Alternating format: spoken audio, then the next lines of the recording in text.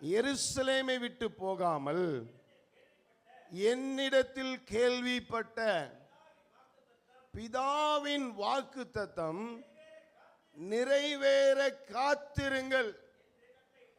அநேகருக்கு வாக்குத்தத்தங்களை கேட்கும் பொழுது, அநேகருக்கு தீர்க்க தரிசனங்களை கேட்கும் பொழுது, அநேகருக்கு வாக்குத்தத்தங்களின் வார்த்தைகளை பார்க்கும் பொழுது, உச்சரிக்கும் பொழுது, கேள்விப்படும் பொழுது என்ன பண்ணணும்? உடனே கிடைச்சிடணும். எப்படி கிடைச்சிடணும்? ஆமா, உடனே ஜீபூமாலாம் என்ன பண்ண முடியாது. ஆமா, திருமணம் பண்ணா ஒரு குழந்தை பெறுவதற்கு எவ்வளவு நாள் ஆகும்? 10 மாதங்கள் எடுக்கும். 48 வீக்குன்னு நினைக்கிறேன், எனக்கு சரியா மெடிக்கல் தெரில. அந்த மாதிரி வீக்ஸ், இத்தனை வீக்ஸ்ன்னு சொல்லி சொன்னாதான் நிறைவான ஒரு அனுபவம் உள்ள என்ன கிடைக்கும்? குழந்தை கிடைக்கும். இல்லைன்னா என்ன சொல்லுவாங்க? குறை பிரசவத்தில் பிறந்தான்னு சொல்லுவாங்க.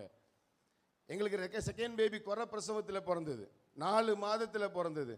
அதை எங்களால் என்ன பண்ண முடியல, காப்பாற்ற முடியல. அந்த அந்த அந்த ஆசீர்வாதத்தை எங்களால் அனுபவிக்க முடியல.